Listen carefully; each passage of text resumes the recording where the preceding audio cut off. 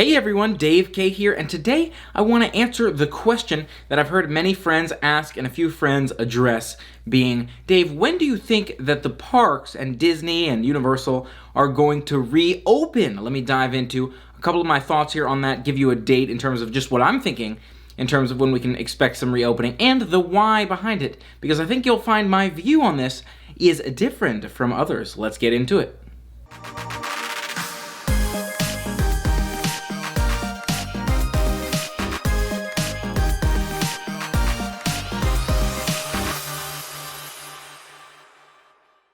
So, starting us off with when do I think the theme parks will reopen? Just to give you some context, right now, at the time of filming, we're in early to mid-April, early-ish mid-April, and the theme parks have been closed for a while now. I want to say it's been maybe a month or so. It's getting close to that month marker, so I know a lot of people have been missing out on the theme park fun and are anticipating the reopening of the theme parks. And lots of people have been asking, when do you think the parks will reopen? Now, another thing to kind of factor in right now is in terms of the curve of well-being. I think hopefully we're around that midpoint, which is kind of the high point. Hopefully we'll start curving down soon. It's just a question of what's that rate of decline. And so again, I'm going to dive into, given those variables, when I think the parks will reopen, and you may not love this answer, but let me know what you think. I am thinking the parks are going to reopen around late June, maybe even an early July is my guesstimate for right now. You may be saying, Dave, no, why so late? Why is it going to take that long to reopen the parks? Well, here's a couple of different thoughts that I have. First of all, we're talking about a curve, right? So let's say we're 4 weeks into the curve so far. We're around the midpoint. Let's estimate, I'm estimating it takes us another 4 weeks to get back to that low-ish point. Now, again, I'm not an expert. I don't know any facts. I'm just providing an estimate to when I think the parks will reopen based on kind of my best guess, some numbers, some research, that kind of thing. But I'm not an expert. Don't look to me for any of those expertise, knowledge, of that kind of thing. It's just, again, an estimate for me. But I'm saying, okay, another 4 weeks and it'll be curving down, hopefully pretty low. That being said, we also want to prevent out anything from kind of starting back up again. So I think if organizations, especially theme parks, act too soon and reopen their doors too quickly, and everyone flocks to those theme parks, someone may potentially still be ill in that group, be recovering, or be newly exposed to being ill, and that could kind of start a whole new curve, which we definitely do not want to do. So I think it's especially important, especially crucial, as we kind of come down this curve to make sure that we're continuing to limit our exposure. And I think that a lot of these big names in theme parks know that. I think Disney knows that, and Universal knows that, and even these cruise lines. I think a lot of people know the importance of kind of letting the lowness of the curve taper off kind of completely in terms of what we're becoming aware of in terms of cases and exposure. So I think that's why, for example, we'll be seeing, hopefully, this is a hope, I'm not a fact, no knowledge here, but hopefully we'll be seeing very low in terms of the curve and in terms of how everyone's feeling, where we stand in terms of mid to late May.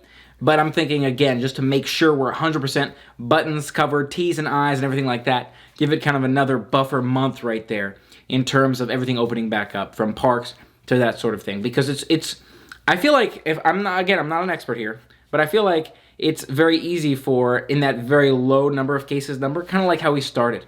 There were people with cases, but we weren't really tracking that to where we started. We were aware of low cases. I feel like there could have been a good few weeks there where, since there's so few people with the illness, they're not bringing it to as many different people. And when it curves up, it kind of exponentially grows. Kind of an exponential drop-off, too, where that very tail end is kind of a slow, long tail. Now, again, hopefully it won't be the worst thing in the world, and of course, it'll be much better in the sense that it won't be that peak. There won't be so many people in hospitals, so many people ill, so much risk of exposure. Hopefully, again, it won't be a hugely impactful kind of long tail, but my guess is there will be a longer tail, for example, than those peak points. So that's some of the reason why I'm anticipating a later opening. I think giving another 4 weeks from the kind of lower tail of the curve to just complete end of what we're aware of in terms of illnesses. I think you're even going to see the illnesses that we're aware of drop off completely and still a couple of weeks more pass before some of these theme parks say, okay, let's open those gates back up, or before some of these cruise lines say, okay, let's start running those ships again. And there's a couple of different reasons for that as well. Something I'd urge you to consider, you may be thinking similarly to myself, well, depending upon what these cruise lines say or when Disney says in terms of when they open back up, I might be ready to jump on the very first cruise if it's late enough, or the very first theme park visit if it's late enough, or if they open back up too early and there's still some out there, it's just in that late long tail, I personally am not going to be going out. Now, my guess is, again, they're going to take that smarter approach and kind of wait till the later end of illness and say, okay, we can open back up now because pretty much everyone's gone and we're not aware of anything for weeks. There haven't been any reports, and they're going to open up at that point, and then we're all going to want to jump in. And that allows them to kind of make up for some of that emptiness in the parks. I think, for example, if you try to staff those parks too early and open up those gates too early, first of all, you're obviously bringing a risk to people, but secondly, you're also potentially lowering, you're increasing your costs all the way back up again, but you're not fully gaining your earnings completely back up again because not everybody's showing up because they're still concerned. So I think that's something to factor in terms of when these places will open back up. And of course, they're going to take it from a social good perspective and not open back up too early because they want to make sure that they're not leading to any potential exposure, but they also want to take that second kind of safety procedure from the earnings perspective. I know a lot of these companies are hurting when it comes to earnings right now because obviously none of us can go to the theme parks as much as we want to. It's far more important that we take care of ourselves and others and safety in that sense. Now, another question you may be asking is, Dave, when you say cruises and you're kind of bucketing them in the same kind of bucket there as theme parks, do you think the theme parks and the cruises are going to open back up at the same time?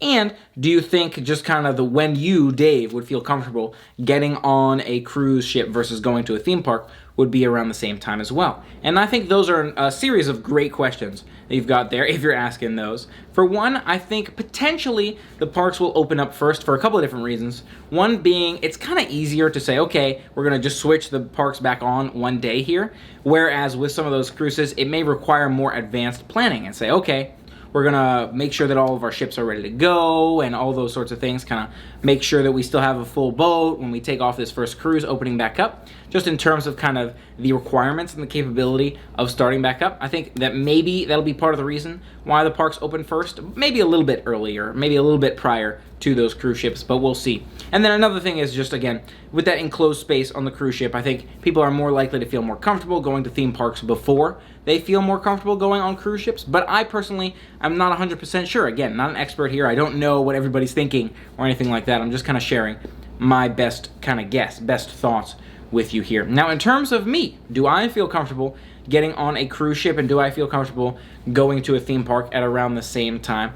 Again, it really depends on how late in the game they're both opening back up. I'm not really gonna, personally, I feel like I'm a risk-free person, right? You know, I'm in the sense I'm conservative. I don't want to go out and expose myself to any potential illness. If there's any potential risk out there, I want to stop going. As soon as the park said, hey, we're going to be closing next weekend or this coming weekend, I was like, all right, I'm not going back out, even though there's still a few days until they close, because I wanted to minimize all of that risk. Similarly, on the other side of this, I'm going to be saying, if we're saying, okay, we're kind of quietly opening back up, but no more than this many people in the early stages, I'm going to opt out of those days. I'm going to wait until it's like, okay, we're comfortable, everybody's good, taken care of, things are good, before I'm really jumping back out there and doing either cruising or going to theme parks. I'm imagining that'll be pretty close to, again, both when the theme parks and when the cruise ships open back up, but that's kind of what I'm thinking right now. Also, another kind of inside thought here, in terms of some secret fun thoughts, I'd love to do some more cruising. I think it'd be fantastic to get some more going on, and even try some variety. I think that'd be a fantastic time. So maybe that'll be something I'm looking into when all this slows down. We'll see what things look like in terms of what's going on, who's cruising, where they're going, that kind of thing. We'll see what things look like. And of course, I've got to share a hint of positivity in here as well. There's so much to look forward to coming up. It was very, very kind of Universal and Disney to extend our passes. So we're going to, of course, be getting some fantastic park time in the sun. It's going to be nice and sunny and warm out there coming up in the coming months. So I'm just, again, grateful for and thankful for my health and the fact that we have so much to look forward to in the future, as well as the opportunities that we have now to take care of ourselves, to still do what we need, that kind of thing, from food, ordering food online, to being able to work for some of us, being able to work at home on our computers, that sort of thing. So I'm so thankful for so much of that And there's so much fun to come in the future that, I can't help but think positive all the time. And I hope you feel the same way in terms of that positivity really being at the forefront of your thoughts during this time and moving forward. So what do you think? Do you agree with me? Do you think late June or early July is a little bit late of a prediction, Dave? You should stick with some of those people who are saying maybe mid to late May? Or what are your thoughts on that? I'd love to hear from you. Let me know your thoughts in the comments below. If you like this video, make sure you hit that thumbs up button. And if you haven't already, for more fun adventures, make sure you hit that subscribe button and ring the bell to stay informed. And until next time, play on.